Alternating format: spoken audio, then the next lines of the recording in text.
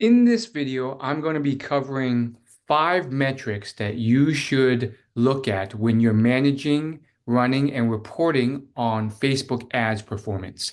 I'm doing this video because one of you asked me to. One of the email subscribers, he hopped on a coaching call and I helped him get a job.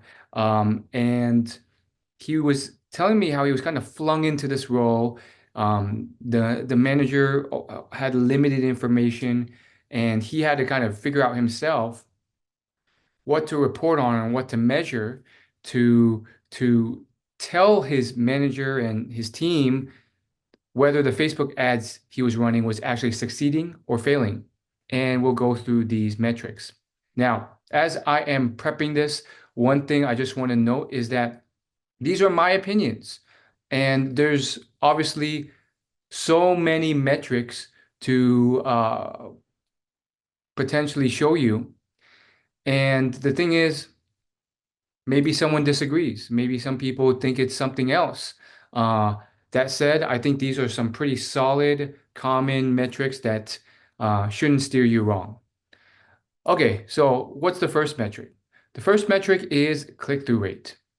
And this is something that maybe you've heard of before, but it's there for a reason. It's very common. And what it really tells you is which ad is working the best, or at least bringing visitors to the landing page. We don't know if they'll convert or buy or become a lead, whatever your business is, but at least they'll tell you which one is the most eye-catching and brings you over to the landing page. So it is really important. Oftentimes, you're going to be split testing a lot of ad creative. Maybe these are videos or images that your design teams created or you found online or you've made yourself to advertise. And the click-through rate is really going to help tell you which ad is working the best, which one is just getting a lot more people to click over.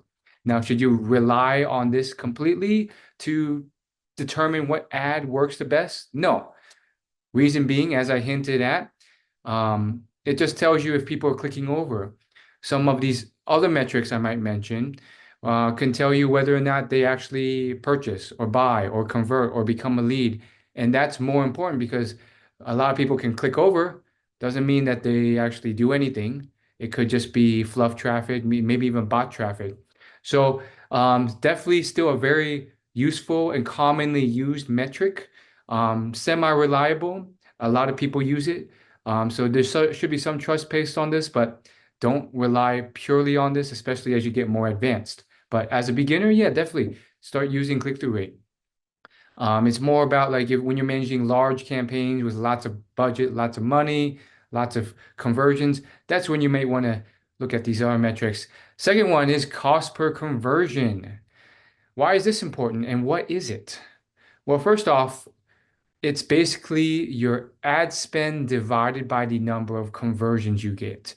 A conversion is defined as a key interaction. And this is typically something that you can define yourself depending on what your needs are, what your company cares about. And it's typically tied to revenue very closely. So this could be when someone uh, adds a product to the cart and purchases and checks it out. So that would be the actual purchase of it would be the conversion for certain B2C e-commerce brands. Whereas for other brands, like in the B2B world, business to business, the products are so expensive and large, or they just have such long sales cycles that the best digital conversion, the best proxy for that is when someone fills out a form with their email and information and they become a lead. And then later on, the sales team contacts them and then they try and close the deal over sometimes weeks or months. But the best conversion is just a lead. So a conversion can be marked as different things, but as you can see, it's usually some type of big key interaction. And so this usually has to be set up with web tracking, but once you have it set up, then you're just getting that average. What's the average cost to get a conversion based off how much total dollars I've spent on ads. So this is a really common metric that's used, especially in the B2B world, by leadership when they're assessing ad performance. They just want you to tell them, okay, how much are we spending to acquire a customer or prospective customer? And it's like one of the best proxies for, okay, how much are we spending? Is that worth it? Because these leaders, they generally know, or if they don't, they should figure out what's the lifetime value of a customer, or what's the value of it? How much are we making minus expenses? And then how much are we spending? So they know if they're profitable by how much, at least on a rough ballpark metric. So cost per conversion is often very commonly used because most businesses, they live and breathe and die based off making money. It's often about how can we make more money? And since this is one of the key metrics tied most to how much they're spending to make that money, it is commonly used. Now, is it always just about money? Some of you people might be like, oh, that's kind of superficial. All these businesses, all they care about is money. Well, first off, dude, I've worked with probably over 100 clients over the last 8 years, client facing at an agency. Yeah, a lot of them, no matter the industry, sure, they care a lot about money, but it's not always about money, all just about money. Some of them are nonprofits and they care about helping the world, curing a sickness, all these other things. That said, even they need to consider money because it's the lifeblood of a business. If money dries up, then they go out of business and they can't fulfill those other, you know, more fulfilling non-superficial goals. Okay, number three, ad frequency, otherwise known as frequency. What is this and why does it matter? Well, what this is the average amount of times the same ad is shown to the same person. So what you want to avoid and why this matters is you don't want to be the person who is annoying the same person with too many showings of the same ad. I'm sure it's happened to you when you're online, on your phone, on Instagram, maybe even in person with billboards or just flyers. But it happens most to me where it's most annoying with like a YouTube ad or something, where some ad manager forgot to set a frequency cap. And then, for example, this happened to me. I get shown the same used car ad 37 times in a row. And this happens the most when you're actually watching like videos off of YouTube. I remember I was on like, I think there was this was a while ago, so I can't remember the specifics, but there was a moment where I was watching like anime on this like other website. And they must have had some type of ad frequency, lack of inventory or something, and no frequency cap. They showed me the same freaking commercial like 50 times because I was just watching episode after episode. And that gets so annoying that not they go from, okay, maybe I might like this product. I do like this product to I'm so sick of this ad. It is so annoying. I know every word that's said in the ad. I've memorized it because you played it so much. I'm never going to affiliate myself with this brand. It's so annoying. Don't they have the tact to set a frequency cap? And now you're pissing off these prospective customers. And sometimes they'll even report your ad for spam or something like that, and it just gets really bad. Or in my case, there's no way to report it. I was just not really happy with that brand and that association with that brand anymore.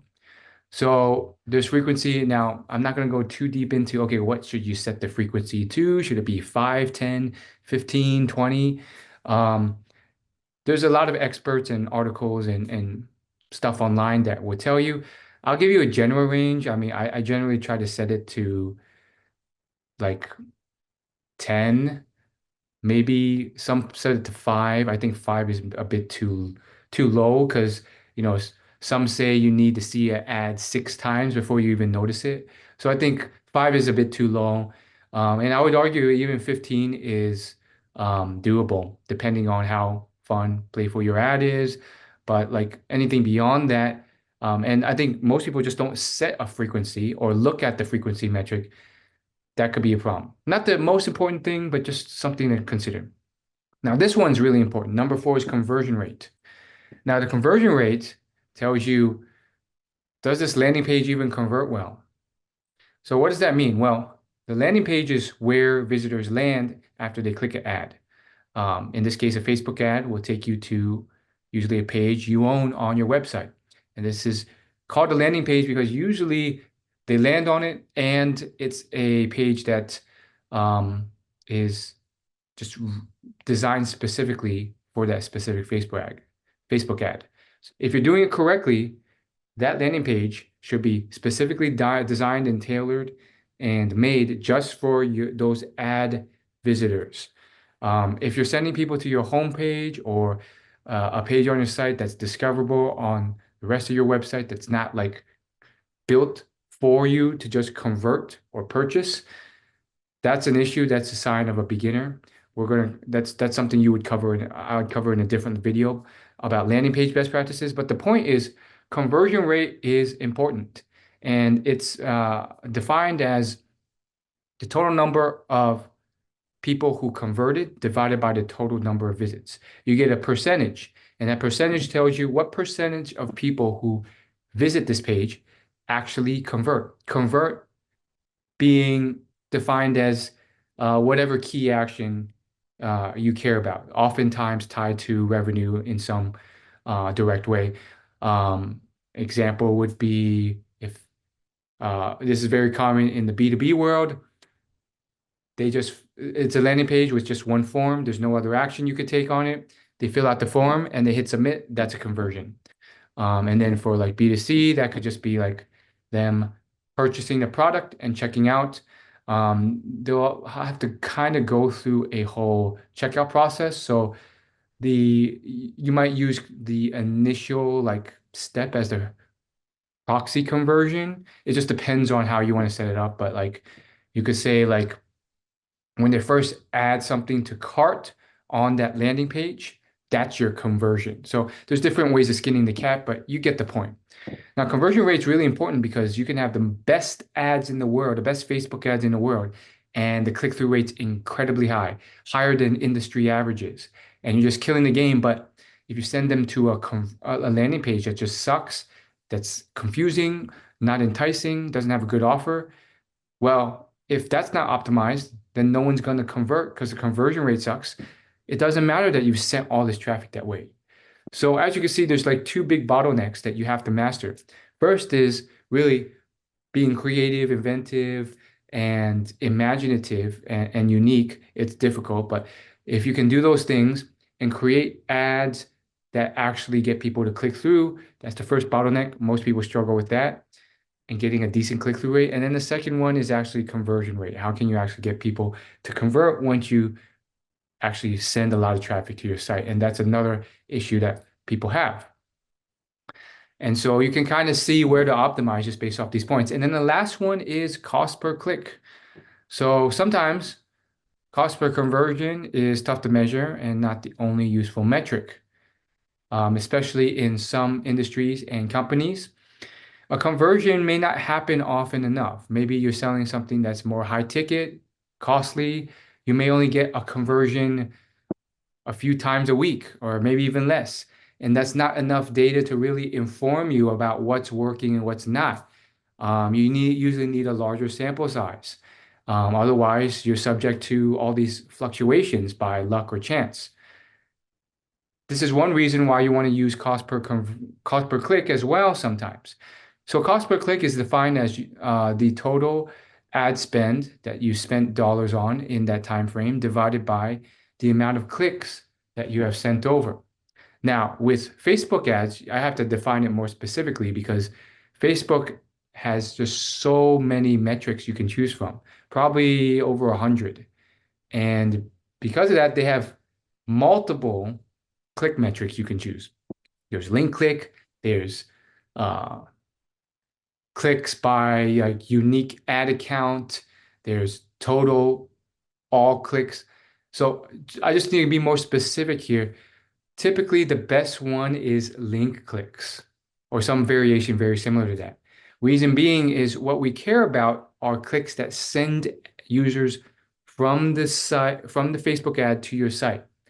Unfortunately, with a lot of these other click metrics, they're measuring other things like total all clicks. I think it's just called total clicks now.